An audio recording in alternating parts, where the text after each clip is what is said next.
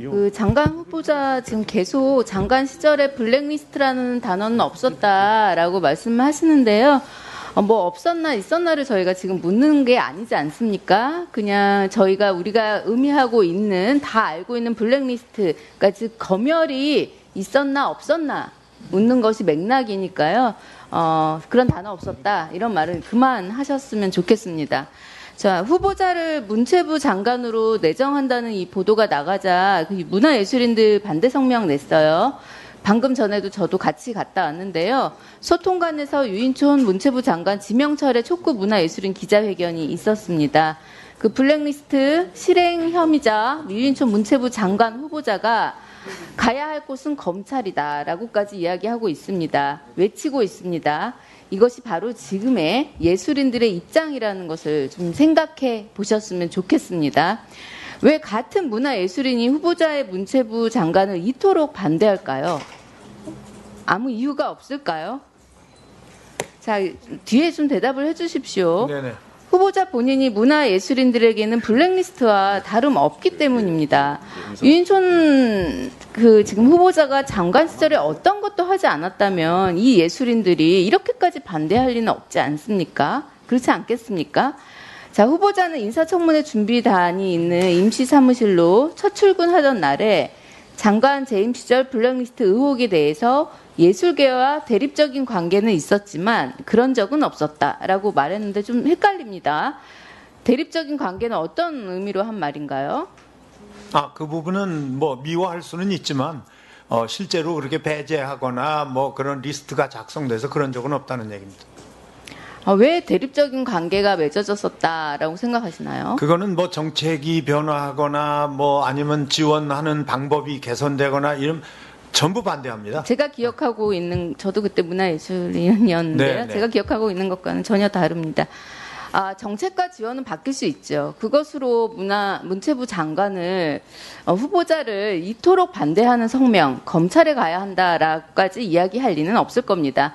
후보자는 블랙리스트 사건이 자행했던 시절 문체부 장관을 했었고 또 이후 현장 예술인으로 지속적인 활동을 했습니다. 그 누구보다도 잘 알고 있으리라고 생각이 됩니다만 이 블랙리스트 사건은 그리고 그 의미는 특정 사상이나 정치적 의견이나 생각에 따라 검열, 사찰, 통제, 또 차별, 배제 등과 같은 행위를 뜻한다는 건 아시죠? 네, 알고 있습니다. 아시죠? 그런 측면에서 볼 때 그 후보자는 과거 장관 재직 당시에 문화계 인사 좌파 찍어내기를 그 누구보다 사실 성실히 했습니다. 인정하지 않겠지만요. 문체부가 실시한 문화예술계 블랙리스트 진상조사에 따르면 후보자가 장관으로 재직 당시에 강압적으로 퇴출된 문체부 산하 기관장이 20명이 넘습니다. 알고 계십니까? 사실하고 좀 다릅니다. 자, 제가 알고 있는 걸 말씀드릴게요. 2018년 11월 임기 만료 1년을 앞둔 김윤수 국립현대미술관장이 계약 해지를 통보받았고요. 같은 해 12월 임기가 1년 9개월 남은 김정원 문화예술위원장이 해임되었고요. 더해서 2009년 5월 황지우 한국예술종합학교 총장이 문화부 표적 감사에 반발했어요. 그리고 사퇴했습니다. 교수직까지 그랬더니 박탈해버렸습니다. 영상 한번 봐주시겠습니까? 네, 이 영상은 후보자가 무리하게 김정은 문예위원장을 쫓아냈다가 법원이 해임을 정지했어요. 그러니 국회 업무보고 당시 한 개의 명패 앞에 2명의 위원장이 앉는 정말 말도 안 되는 총극이 발생했습니다. 기억은 하시죠? 네네, 알고 있습니다. 참으로 극악무도했던 후보자의 갈라치기.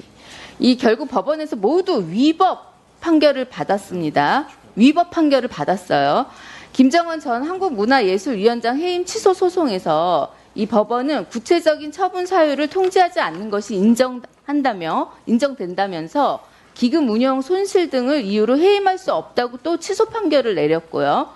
박명학 전 문화예술위원회 사무처장의 해고 무효 소송에서도 인사관리 규정상 징계 절차를 지키지 않는 해임은 무효라고 판단했어요. 또한 김윤수 전 국립현대미술관장이 국가를 상대로 낸 계약 해지 무효 소송에서도 미술관 관장으로서 미술품을 구입함에 있어서 통관 절차에 다소 부적절한 업무 처리가 된 것을 미리 막지 못한 점에 대해 채용 계약 해지는 효력이 없다며 법원의 위법성을 또 인정했어요. 이와 같은 대법원 판결에 대해서 후보자의 생각을 듣고 싶고요. 이 모든 사건들은 전부 15년 전 후보자가 스스로 자행한 일입니다. 장관에 있을 때 한 일입니다. 만약에 그렇지 않다면 겪은 자가 있는데 행한 자는 없다라고 지금 말하고 계신 건데요. 장관 당시에 자고 계셨습니까? 후보자 다시 대부분 질의하겠습니다. 이명박 정부 시절에 블랙리스트, 검열 정말 없었습니까? 없었습니다. 예, 후보자가 생각하는 블랙리스트가 뭡니까? 그건 의도적으로 계획하고 작정하고 뭐 여러 분야에서 배제하는 거를 그런 게 블랙리스트라고 없었다고 지금 그러는 거죠. 말씀하시는 네네네. 겁니까? 그런 것이 있었다고 수많은 예술인들이 지금 이야기하고 있는데 그러면 그들은 무엇입니까? 자기 입장에서 얘기하는 거죠. 괴담입니까? 자기 뭐, 입장에서 이야기하는 거라고요? 괴담까지는 아니더라도요. 자기 입장에서 이야기해요. 그 당시에- 피해자들이 이야기하는 겁니다. 네, 기관장의 문제는 물론 정부가 새로 바뀌었기 때문에 감사도 했고 그 감사에 따른 결과입니다. 사실은 저는 15년 전에 그 인물들을 다시 얘기하고 싶지 않습니다. 거기에 따른 그 네. 시시콜콜한 얘기들을 그게 제가 여기서 시시콜콜합니까? 장관님? 아니요. 그러니까 거기에 따른 내용들을 일일이 다 얘기하고 싶지 않다는 거죠. 왜냐하면 그러면 이미 지나간 분들까지 또 뭐 다시 장관님 질문을 했으니 이야기하셔야 네네. 합니다. 예술인들이 궁금해하기 때문에 이야기하셔야 하는 겁니다. 그 판단은 장관님이 하시는 것이 아닙니다.